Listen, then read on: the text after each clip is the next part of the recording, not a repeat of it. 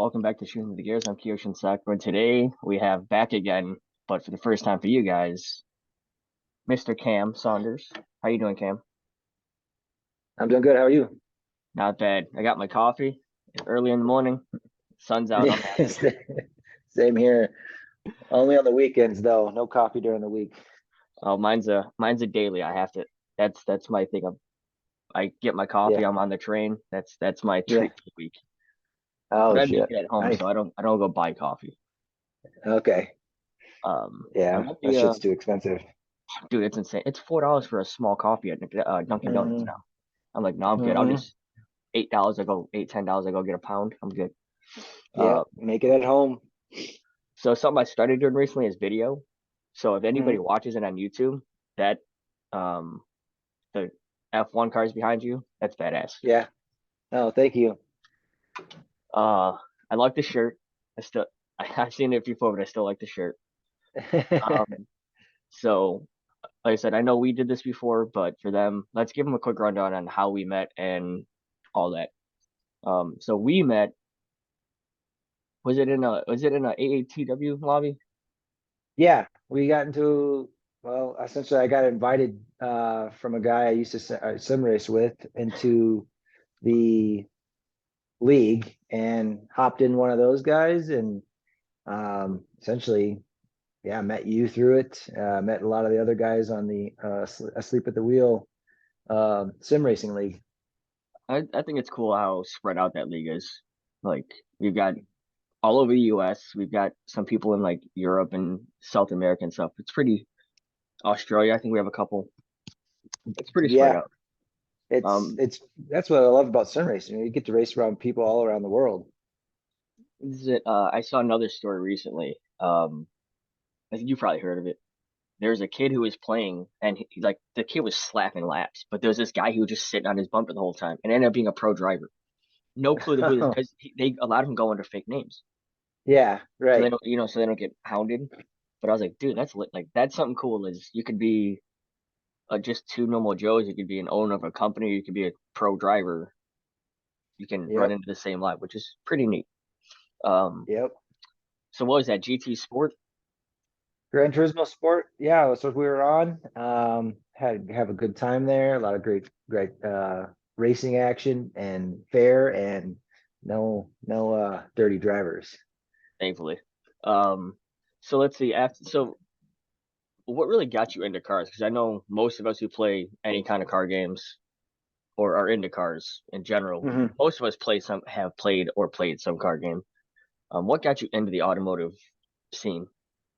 Uh, when I was a little kid, my dad had a Nissan 240Z. He used Hmm. to give me a right. Yeah, Such a good looking car. But he used to have us riding in the back. Well, there was no real back seat, but our heads would be bouncing off the back glass window as we got rides. But like that car, I remember being like the car uh in my memory. And my dad would take us to a place in Virginia called Summit Point, and we'd go watch yes. the Can-Am racing out there. See the Z's out there, and so like that was sort of the beginning of my interest in cars. It helps you were introduced with which I think is one of the most badass cars ever made. It's just it wasn't super fast to nowadays standard, but Mhm. it was a solid performing It's a car back solid then. car, right? Solid And they performing just car. some of the stuff they do now, like I would take a bone stock 240Z right Hmm. now as a daily driver and not Hmm. care. I just love that car. Right. Well, Simple and summer nice car, lines. Yeah, summer car. We summer know what car. it's like in the snow. Um, Yeah, it's the way they did the new. On a side note, the way they did the new 400, I like how they took Hmm. bits and pieces from every Z generation, Yeah, which is a it nice. looks mostly like a 240, 260, 280Z. Yeah, And but like also kept some of like the 80s designs in it, but like the silhouette is more 240Z. that's what I think I love So is Nissan's always had solid lines, but man, that's yeah. I got you grew up around like imports and I'll say imports and like road racing. I Yeah. grew up around muscle cars and drag racing. And when I want to Okay. clarify, when I say muscle cars, I don't mean the current, I call them tuner muscle cars. Like the Not considered, classics, like yeah, carbureted, Mustangs. Yeah. big blocks, all motor. Like if Hmm. they had Hmm. something that was a supercharger and that was high and high water, they weren't gonna run it. Yeah.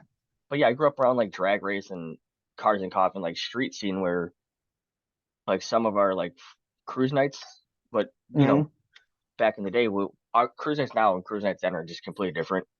Is Yeah. they'd block up, not so much block, but they'd have cops at different markers, intersections. They'd have volunteers. So if you wanted to take your car out, you could run and give people rides. Hmm. Like, you know, stick the 8-year-old kid in the seat, strap him in, and they'd let you do a quick like 300-foot pull or first Hmm. second pull just because they Hmm. wanted to grow. So that was Yeah. cool. That's where I grew up around. So I grew up around like drag racing and muscle cars. So I went auto. What did I do automatically? Imports. Yeah.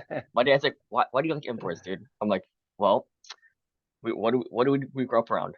This. Okay, what do you drive? You driving a Suzu, Dad? Well, his dad was in a Suzu. He used to have like a 67 Plymouth Satellite or something like 66, 67, something like that. Hmm. So I think that's what made me just love imports and road racing more is because it was different than what I knew. Yeah. But that's cool that you got to grow up around that and your dad was into that because not many people are. Like we're a pretty small community in aspect of what's around the world. Yeah, yeah, true, true. I luckily when I got a little bit older and we moved, we had a neighbor across the street. He had a 1971 Dodge Charger that he swapped. He's Dude, the thing was like in like perfect condition, but he swapped a 446 pack engine into it and like had drag slick. So I got to see him up at he had moved to Minnesota. uh, there's a racetrack up there north of the city. It's called Brainerd International Raceway, and neighbor his name was Rob Walker, and he we went and watched it. We would also go up and watch the big guys NHRA drags as well. So I got to get a little bit of both okay. of the imports with my dad having that, and I mean that was like early when I was like 3 or 4, but like as I was 10 to 10, 11, 8, 9, 10, 11, 12. My neighbor, I was around him with that charger. He also had plum crazy CUDA, He had a PCP CUDA? and yeah, and Oh then man. he also he was restoring a duster as well, which he just recently completed. His kids are off and on their own and all that now, but I got to see like within the last couple of years that he finished that CUDA, like professional paint. The thing is cherry. Like some of those cars are just becoming more and more hard to find. And it makes me want, Yeah, I've been looking at, I don't know if you've ever done it, but like I'll go and you want you want a CUDA, but you don't want to pay CUDA price. of course. So I've just been looking at the oddball cars now, like some of the stuff Yeah. that not many people looked at, like just the oddball cars I've been looking at, because you feel like was it the for a long time it was a Dodge Demon. Nobody Uh, heard of a Dodge Demon. yeah. Nobody knew what the fuck that is, but they heard of the Charger, so everybody wanted the Hmm. Charger. But they didn't know the Yep. Demons came with just as powerful of a nearly powerful motor. So what Hmm. some guys would, my auto teacher had it. That's the first time I ever saw a Dodge Demon. We helped him Okay. restore it. So like we helped him tear it down, prep it. Him and his buddy hand built the motor, blueprinted it, put it in, sent it out for paint, brought it back. We helped buff the car and put it back together. It was super cool. That's Um, cool. so he To had a be bu been up. he had the stuff like he had a couple like was he had a I think he had a Willie, he had a Plymouth GTX. He just had some of the Hmm. I think some of the most iconic key muscle cars, and he had them Hmm. like just old dude. His wife thought he had four. He had a warehouse of 14. His wife didn't Okay. know about. But her rule was you can only keep three at the house.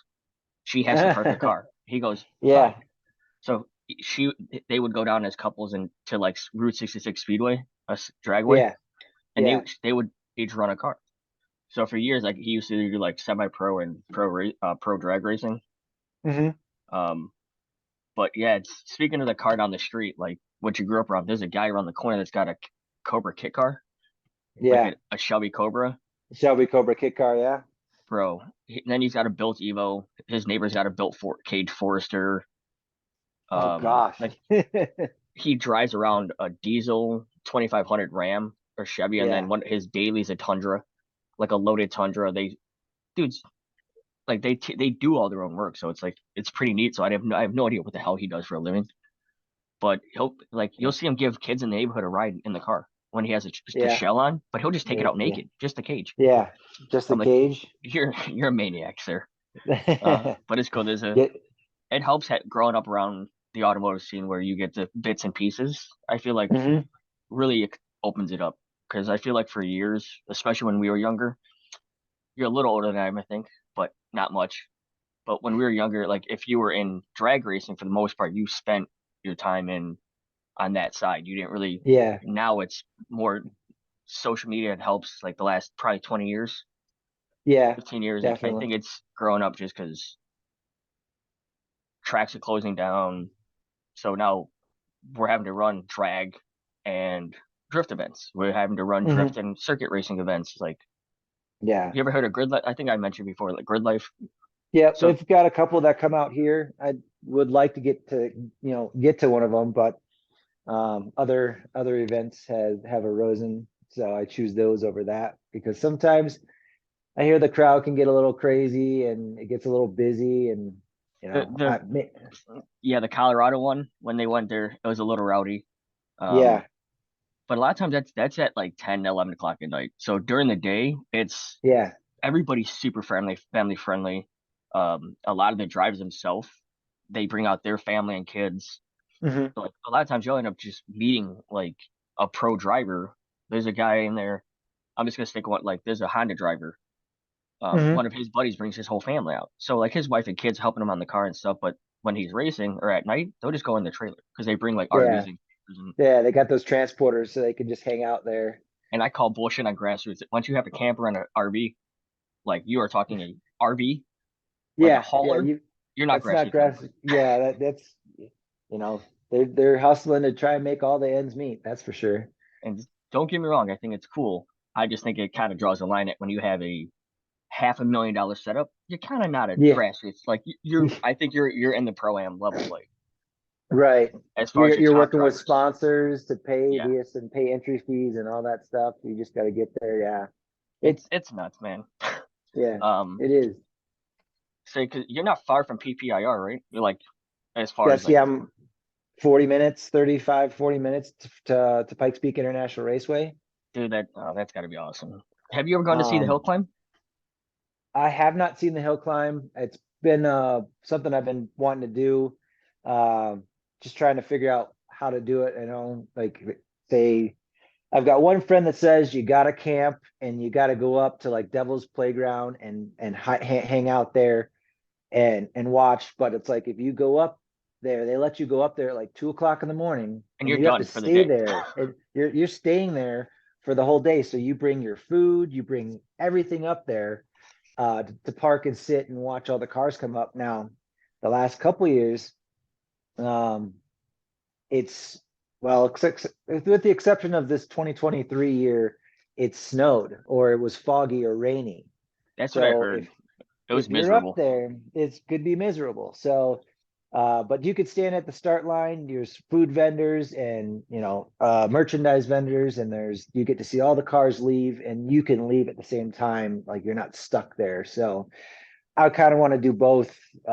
We always go down. We've gone the last 2 or 3 years, gone down to downtown the week or the Friday before they have the Fan Fest. So last year, Ken Block, rest in peace. He had his car that Porsche Hunapig or Pegasus or whatever they call it. That was down there, and then this year Layla Block, his daughter, was down there just to see all the race cars that are going up there. So it's a great event for another event to get kids into cars or racing. Yeah, and I feel like it's something that, especially for the locals, like it's a huge staple. Like the racing heritage and history in Colorado is kind of like on the low key It's deep. side. It's deep. Like the Colorado Springs, where the Porsche dealership that's in Colorado Springs, that is actually called Porsche of Colorado because of the Pikes Peak hill climb, and the racing is synonymous with that. Like the Okay. Denver one is not Denver, it is just Porsche of Denver. So that just kind of tells you how important the racing is in the state and this area. So yeah. Yeah, it's pretty neat. There's a lot of history that once you start digging or you Mhm. start listening, like I listen to a ton of ignorant amount of podcasts. I don't Mhm. even listen to music really anymore. Mhm. I listen to podcasts Okay. all day long. Like it's just I Yeah. like it because I can pull information. So Yeah. It's a great way to pull information. Yep. like and it helps because it gives me ideas for this. It gives me ideas of like I really do want to get a car ready for like I'm building an overland rig, like a not crazy one. Like I know y'all got some nut ones out there. Dude, they're everywhere out here. It's Like crazy. mine's gonna And be I like a can't mild one. tell Like I can't tell if they're just posers because they've got the gas cans, extra gas cans, and they're just like, I'm gonna trick it out. I mean, I could kind of tell the ones that are actually get out because they've got like the bash bars and those are all scraped up and whatnot. But I guess there's some out there that just kind of go easy. yeah, like Um, the terrain I have out here, I'd be on the easier side. We have some trails that get a little heavier, like they have crawlers that have a hard time. But mhm. like these are courses that we're constructing. Like somebody Okay. owns land and they're constructing easy, medium, and hard trails.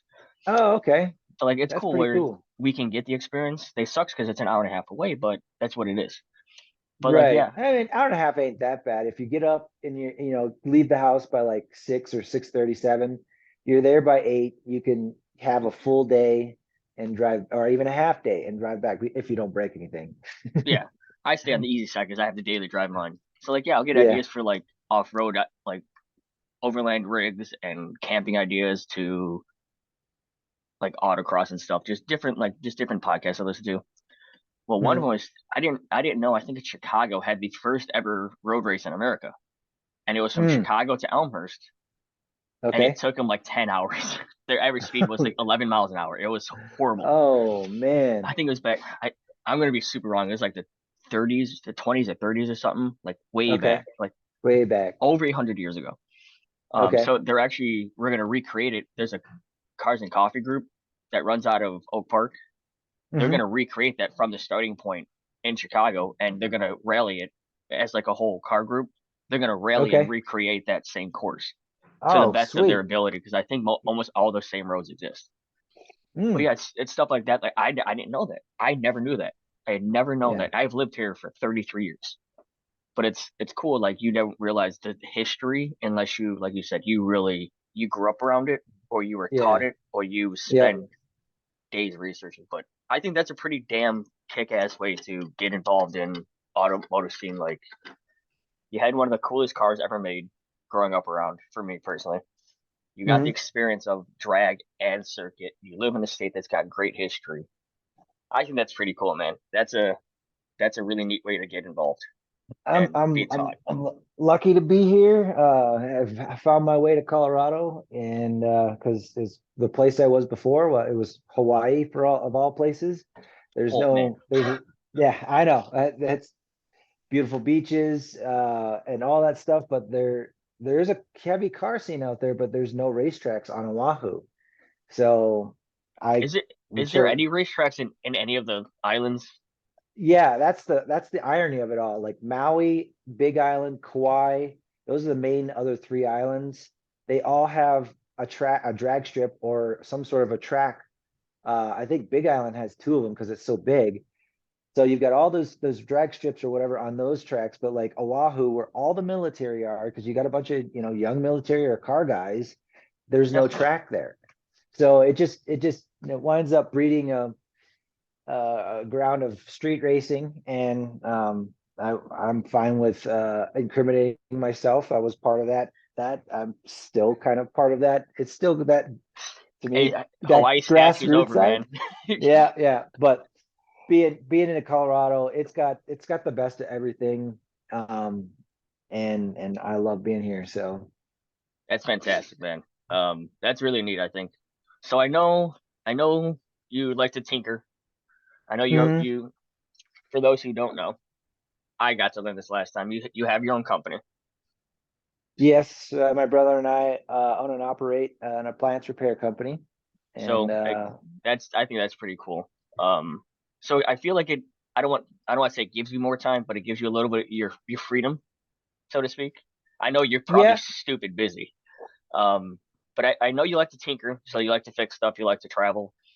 Mhm. I know you've got a pretty neat little vehicle lineup.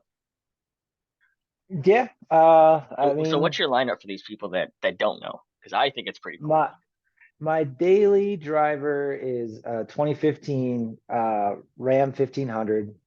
It's in ceramic blue is the color. It's one of like 500 uh, model or one of 500 made. I didn't really seed it out or sort it out or whatever. I just saw the color. I'm like, that's not white. It's not black. It's not red. It's not dark So yeah, blue. or It silver, was just or silver, right? Exactly. So I started looking into it in 2015. They they did like a neon green, a neon orange, a certain red, a yellow, a black, and then this ceramic blue. And the total, they made like 2,500 to 3,000 of the whole color run. And I think they say mine is like one of 500. It's bone stock. I mean, aside, I just put in new Alpha Rex headlight housings in because the stock projectors suck. But other than that, it's stock. It's the work hauler. It's the family hauler. First truck I've ever had. The wife has a Mazda CX-5. She loves that little thing. It's dude, those are perfect actually right getting now. so neat. Mazda's impressed It's me a lot. Mazda. I'm impressed by Mazda. Yes, I would. Yeah, we could go into a whole new other episode for on Mazda stuff. We really Not could. that I know a lot, but yeah. So, and then my fun car is my 2017 Volkswagen Golf R. Uh, I've been into Volkswagens for over 20 years. I've had my first one was a 337 and Mark 337 edition Mark IV. Was one of 1,500. The next one after that was a 2004 Volkswagen R32 Deep Blue Pearl. Um, and then I had a Mark V GLI, a Mark 6 GLI. I had two Mark 6 GLIs. Uh, then my wife has had an A3. I mean, the list can kind of go on for the Volkswagens. Uh, but with the GLI, the Jetta GLI, I did Lyft and Uber full time on that. And I was also building it as a race car, not like an official race car, but hobbyists upgrading it, making it go faster, taking it out and running some fools, Surprised and people. surprising people. I wound up with that because it was a Gen 3 engine which is like the MQB Mark 7 GTI engine without the variable valve timing on the exhaust side. No one came out with a turbo upgrade with it because it was different than the turbos for Mark 7s. Okay. So a group of us, one guy started it, but figured out that, oh, it's pretty much it's the same block. We can bolt a GTI turbo to it or a Golf R turbo to it. So I kind of met a couple other guys through the internet, and we started a group called Project Gen 3 GLI. And through all of that, like we figured out the parts that we needed to get in order to convert and make this sort of unofficial conversion a thing. And I mean, with my car, I wound up building it. It made about 450 horsepower, 450 torque. I had That's pretty water. damn impressive. Yeah, the car, I mean, it was white. I had gold RPF ones on it because those things weighed like 15 and a half pounds each. And by day, I would be doing Lyft and Uber in Honolulu. And then at night, I'd take it out and be running like 600 horsepower supercharged Camaros. And, Jeez. some CTSVs, full bolt-ons that were like, 600, again, somewhere around 550, 600 horsepower.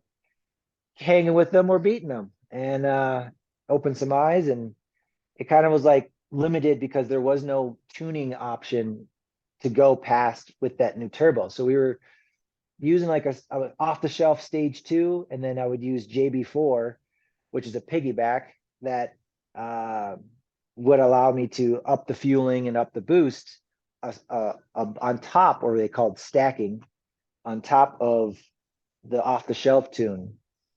So I did get a pretty decent custom tune from a company called Malone Tuning. I stopped doing it. So there's other companies. There's guys. I've got a guy that Charlie. He's put an all-wheel drive swap into a JLI, and then he's got like a DBV2 big turbo on it, and he's custom tuning it right now. So they're still, those guys are still pursuing it. I wound up getting out because the car wound up getting rear-ended and being totaled. Oh man. Um, I know it. Well, we were planning on moving here to Colorado already. I was trying to sell it. It sounds like it was like planned, but maybe, the universe, the big man upstairs had better plans. So it got rear-ended. It creased the C pillars, and they totaled it out. I parted it out, and insurance paid out as well. So I walked away, paid, and helped us move over here to Colorado. And then it was get myself established here, and I'd get my goal after that was to buy and build a Golf R. And 2 years after that, 2 years after arriving in Colorado, I had bought a house and was about to move into it, and I wound up finding my Golf R in Georgia. Oh, okay. Shout out to Scott. He was the previous owner. It's black. It had DCC and ACC, which is DCC is the dynamic ride control, so I could set it to like comfort, standard, or race, or the suspension it gets stiffer or softer. Okay. And then ACC is adaptive cruise control, which I didn't think I'd love that one feature. It's so much better than regular cruise control. So So much, dude. I want to try and retrofit it on the truck and everything I have, because it just It figures doesn't out the have it on the car in truck? front of you. No, it's a Is it? 2015. Yeah, I know. Oh, I think it was like 2 years after that, like the 18s or something Yeah, they put on. 18s. Yep, yeah. So but it was like I wanted the loaded one, and 2017 was the last year before the facelift, which I'm not a fan of the Mark 7.5s.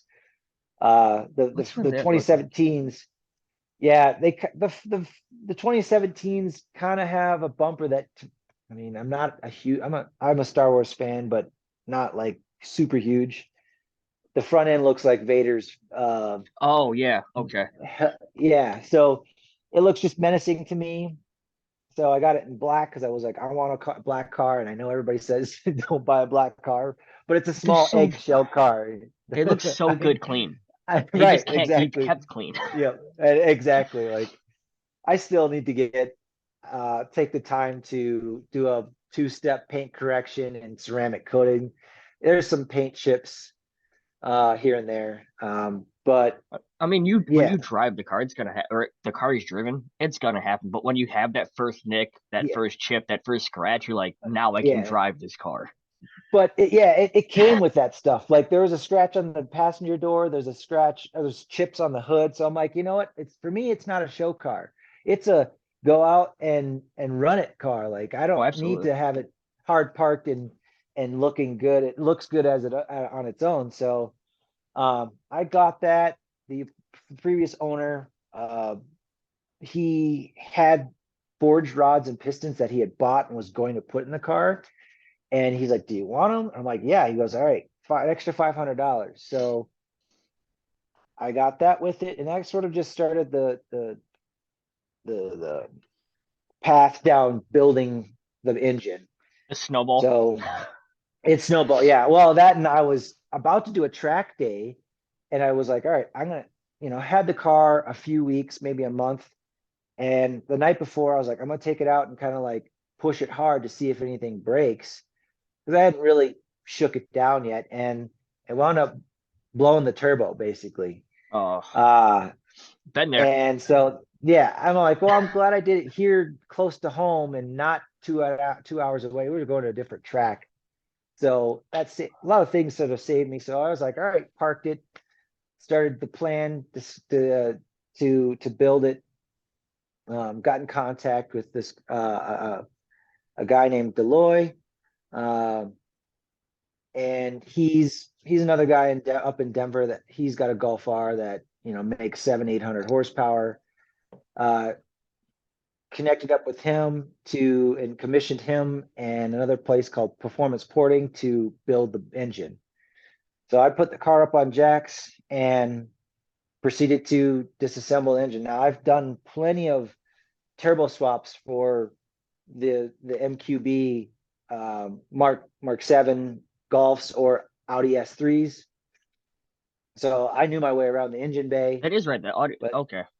I'm yeah, all I'm that horrible stuff's kind of matching up the shared. chassis between Volkswagen and Audi, even though they look relatively the same. I'm just not a Volkswagen Right. guy. I've never owned one. Yeah. I don't think I'll ever own a Volkswagen unless it's like Uh, by the time I buy one, they're probably Mark V, where they're yeah. Okay. affordable.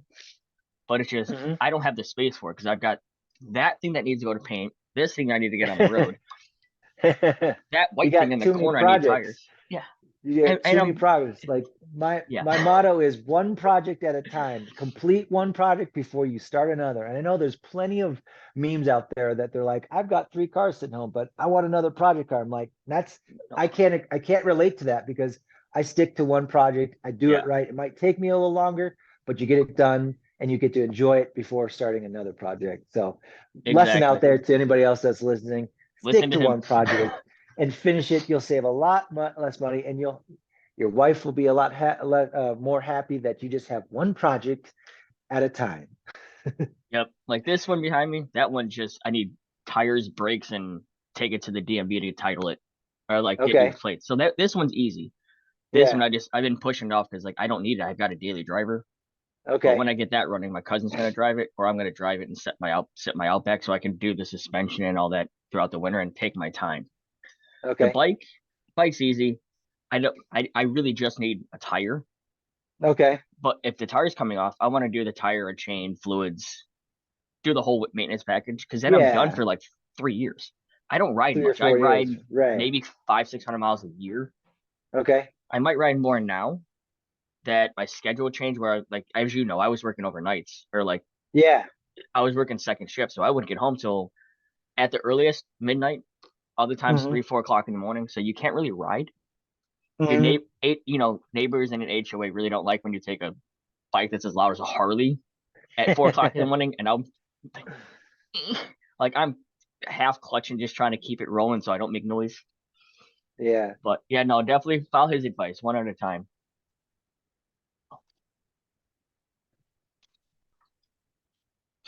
Um, no, somebody's leaving. They were just saying goodbye.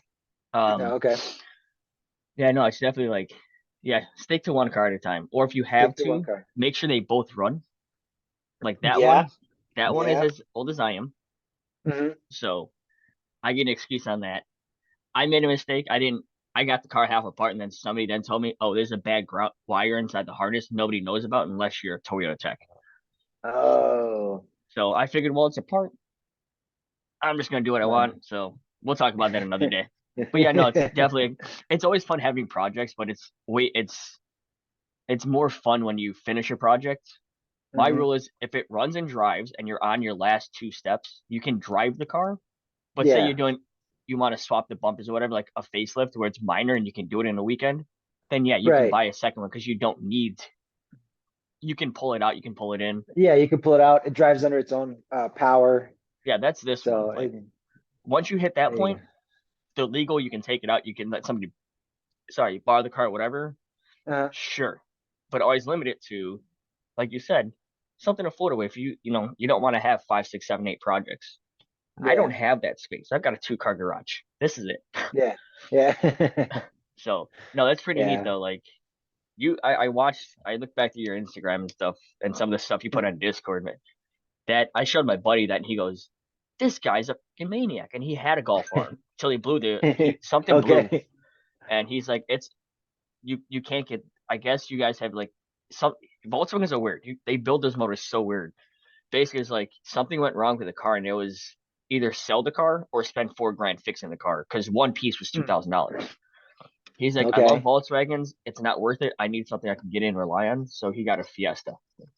Okay. I was like, okay, I Well, can't hate on it. here, that's the one thing that everybody But I always get talking to me about is like, oh, Volkswagens are unreliable. And I'm like, oh, so my I first made few, fun of him for years, and he's like, no, oh, like he's like they're they're good. It's just if something goes wrong, bad, it's no, but you can't let it get to that point where it's something goes wrong. If you do the maintenance on time or before, they yeah, will continue to rock and roll.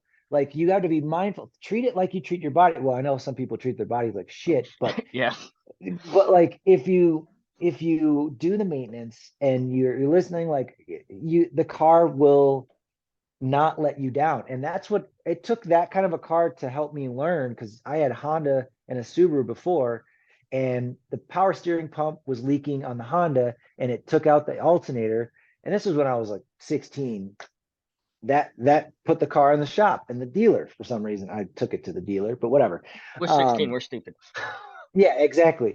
So, but I get a Volkswagen and I get into it, and the Volkswagen community was like, "Oh, you should do this. You got to do this. This is the things you." They were so open and helpful. I met a really good group of people when I got into Volkswagens and Audis, that they were welcoming and they were bestowing knowledge on me. So that really helped me keep my Volkswagens running and reliable. Like I, so Yeah, that's what I gotta he's had great tell. luck. It was I think this was his last straw because it left him on the side of the road at like 2 o'clock in the Mm, morning in a mhm. snowstorm or something. So Oh, he's like it's done. I'm done. This is my only car. He goes, yeah. I just need something to get into. And I was like, you gonna get another one? He goes, let me finish the Supra. I'll get in. He's got an MK3, Okay. so like the this edgier one. Yep, yep. No, I got a But buddy Dom who's got one that makes about 720 horsepower. ah, So, I I yeah. got to see that thing.